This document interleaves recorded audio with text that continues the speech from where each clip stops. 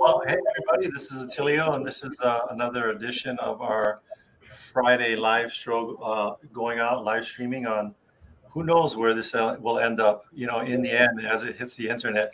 But anyway, we do this every Friday, and today, what's the question? We're going to start, Adrian, I think we start every show with a question. Here's the question we're going to be answering for everybody today. What are ways that you can give back to our community right here in Oahu? That's going to be the question we're answering today. And Adrian is going to tell you who is going to be helping us with that question today. Well, happy Aloha Friday, everyone. And I just wanted to do a quick intro for our guest. He is the public relations representative of Habilitat. He also helps coordinate fundraisers and corporate sponsorships for the program. 29 years old and grew up in California and Alaska. He has been Habilitat's program for 20 months and works in their business enterprise department. So please welcome our guest, Kyler. Is it Edginton? That's correct. Yes. Well, welcome. Welcome to the Friday Live. Welcome to the Friday Live. But thanks for being on this. So, Kyler, how did you? Are you from Hawaii? Not from Hawaii? What's your origin story? So I have been all over the States. I was originally born in California, and I spent a lot of my early years there. And then once I became a young adult, I moved to Alaska at the age of 19. And then I spent about 8 years there. And then somewhere along my path, I actually found myself in Hawaii. And that was about 3 years ago. I started off on the Big Island and then made my way over here to Oahu through attending the Habilitat program. Oh, awesome. And Adrian, I know you got a question, but I had this one. I just want to make a quick comment. Yeah, go ahead. Our viewers are wondering, Kyler is on the Owl. That's why there's so many. Yeah. And we've just, not get that figured out. Lovely technology. It's him and his ghost partner in the chair. Yeah. But anyway, and that actually was leading into my question here, Kyle. I heard this from another podcaster or live streamer. Is where do we find you today? Where are you physically sitting right now? So today I'm actually at the facility, and this is our Upper Frank conference room. And it was named after one of the original staff here that started our services department. His name was Frank Cockett.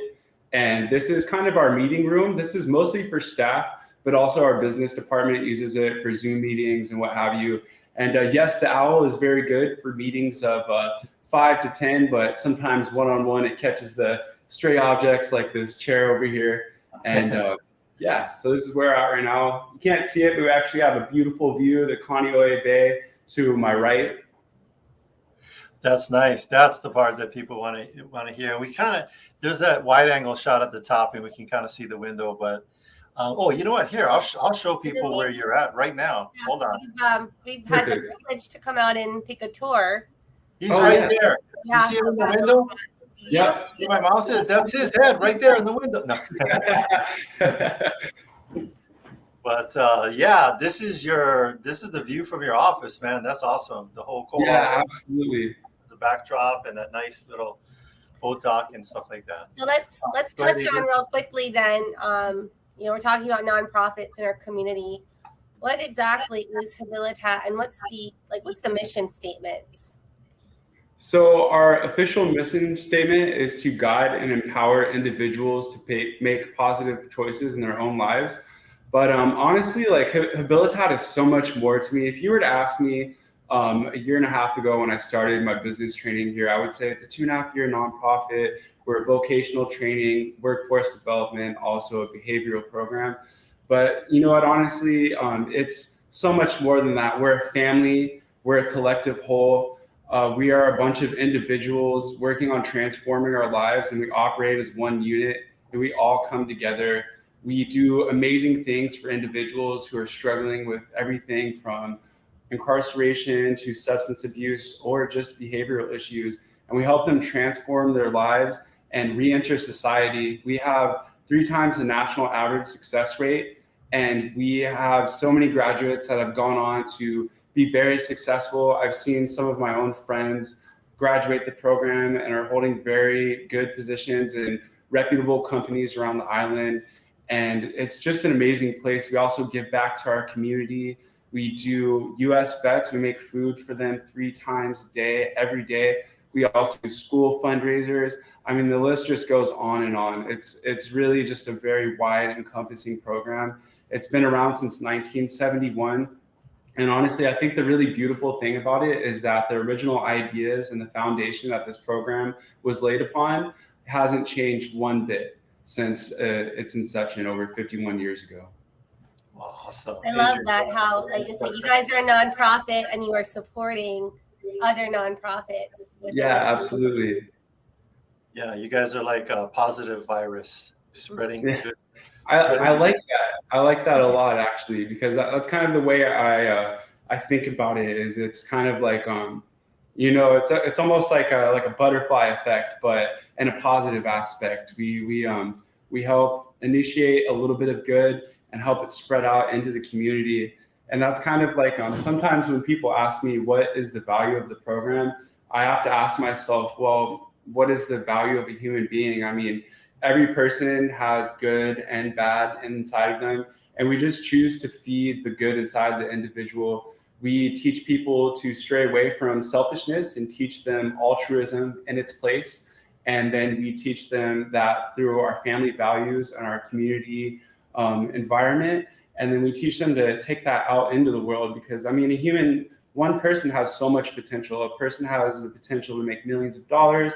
They have potential to create ideas to change the world, or at best, they just can be a hardworking member of society, a good father and a good brother, a good daughter and son.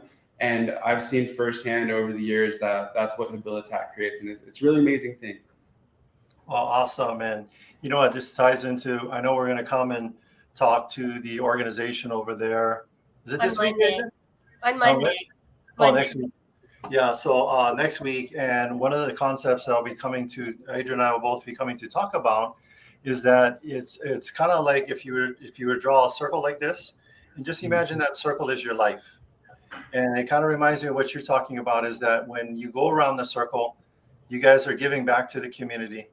And what we know is that human beings, they got to be motivated by what's in it for me.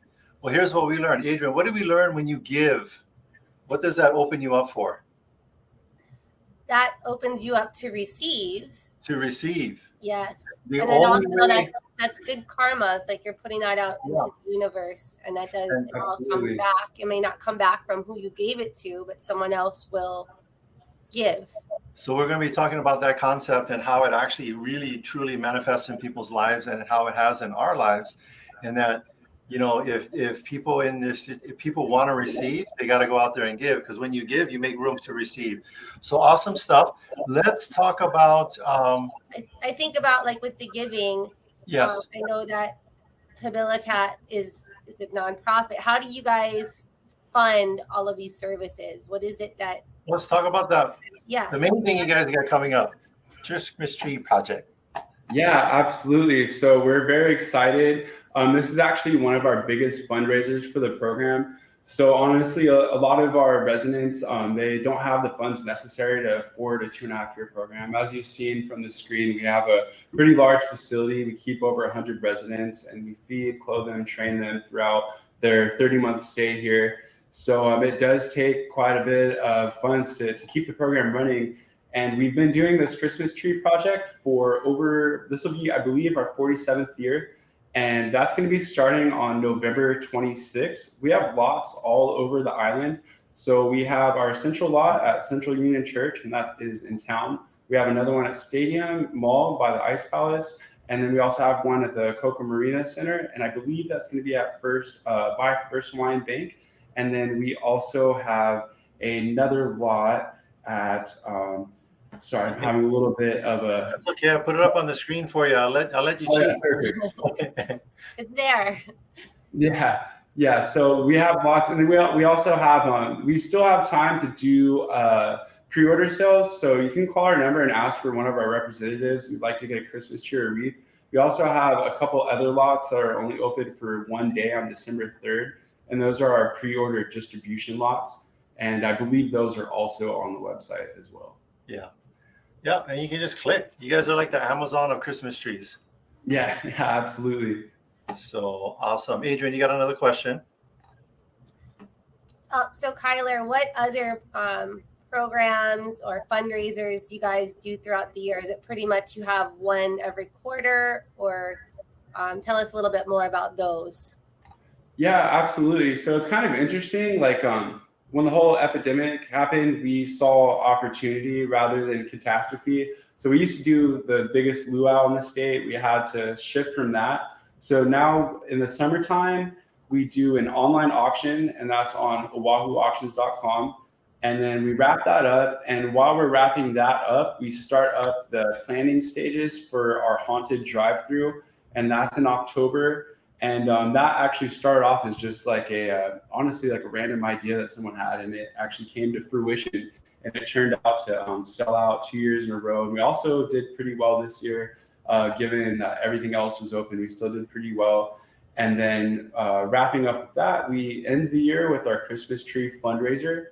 And then also throughout the year, we do corporate sponsorships. So we get help from the community, from different businesses and corporations with our events, but we also have annual sponsorships, and that just goes towards the general overhead of the program and towards our different programs, and it just helps keep residents here and also help the facility still run.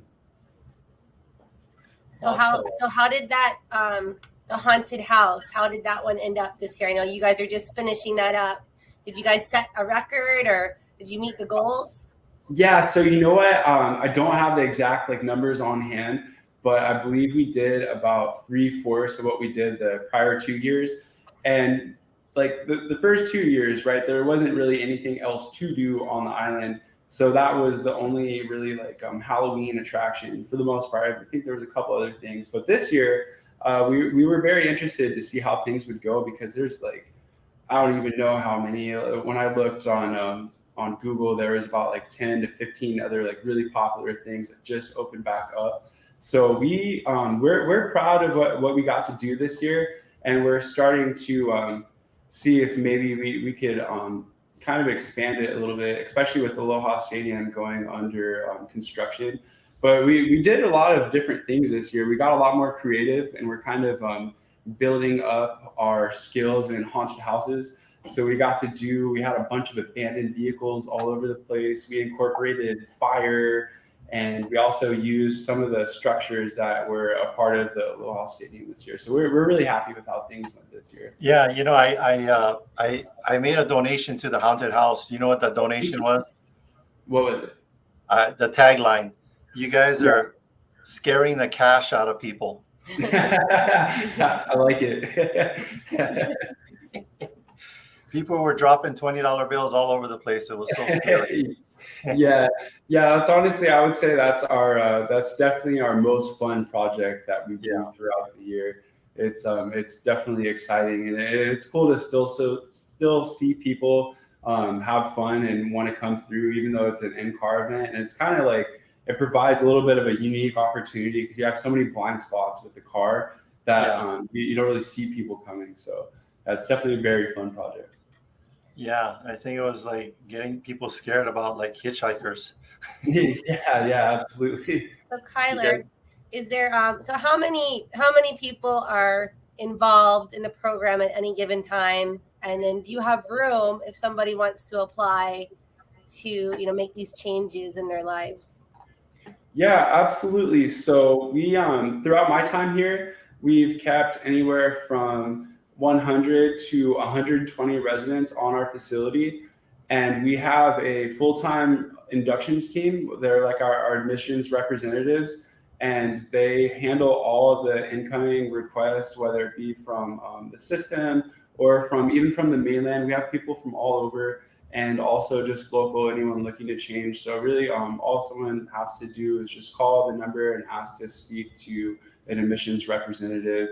And even even during the pandemic and the thick of it, we still try to keep people coming into our program. We just had a little bit more strict policy, and they set up kind of a waiting list so people could do the proper steps before coming, and quarantine and all of those good things. So yes, there's always room. Now you guys have some pretty high standards, though.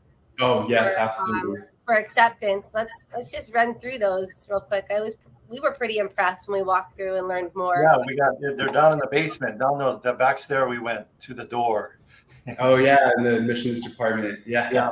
Actually, there's actually a nuclear bunker in there. In the admissions department. Yeah, it's very old building. But yeah, definitely we hold everyone here to a higher standard, and it always it really amazes me every time that we get to bring people from the community and business leaders, because a lot of things that they teach is things that we teach here as well, and they even say they're like, wow, I could really benefit from this as well. So I'm trying to think how to put it. We teach discipline to a T. You need to be on time for everything. You need to be sharp. You need to be ready to go. We hold very high hygiene standards. Honestly, this place, it's very challenging. And the way I look at it for myself, or I just wrap it up in kind of a metaphor, is I felt like I came in here a little bit like a piece of coal, and under immense pressure all the time, and just pressure all the time to do better, you start to become a diamond here. So it is a challenging program, but it's well worth it. And we teach that everything in life that's worth getting is hard earned. Yeah, I was thinking about that this morning when I was working out, because I really don't like this workout, but you know what I like? The results. The results are always worth it. That absolutely always keeps me pushing through to the next phase, whatever it is knowing that there may be frustration and irritation and struggles in the present moment, but that irritation or whatever it is, struggle that you have to go through, I feel like is always rewarded tenfold further down the line. And honestly, instant gratification, I feel like is a big problem, not only for modern America, but especially for addicts and people of our demeanor. And that's one of the biggest parts of the program is we flip that instant gratification seeking, that now materialistic, and we flip that to a delayed gratification mindset, which I think is really pivotal in a lot of people's success, not only out of the program, but just life in general. Yeah, we have a saying for any human to learn the delayed gratification. Yes, it's a good skill. It took some time for me, but it is very well worth it. Yeah, we have a training with Keller Williams agents called BOLD, Business Objective Life by Design. And there are 32 phrases that they teach throughout the course. And one of them is no pressure. What's the rest of it, Adrian? No pressure, no diamonds. No pressure, no diamonds. I like that. Yeah. That's absolutely true. Yeah. And you're right. Between everything that's worth having is going to be some challenges. No one's ever... nothing worth having just comes to you easily. You got to work for it. Absolutely. So, and you guys are creating, there was another book written by a guy named James Clear, and he called it Atomic Habits. And what his studies realized was that positive habits cannot exist in a negative environment. And so you guys are creating a positive environment for positive habits to exist. And at the end of the day, that is life. It's an accumulation of all our daily habits, right? We're talking about I put it up there on the screen, the admissions program.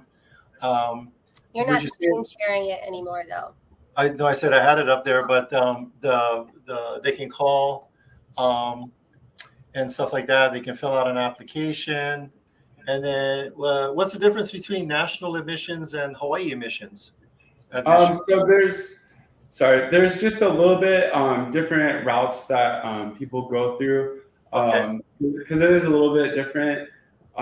They have a pretty it's interesting. They have a pretty small team for our admissions department, so just different representatives there take on different workloads. So it just would go to different people. I thought maybe the application from Hawaii was like, oh, bro, you got to fill out the application, and then the one from Mainland was like, oh, excuse me, you need to fill out the application. there's that too. Yeah, absolutely.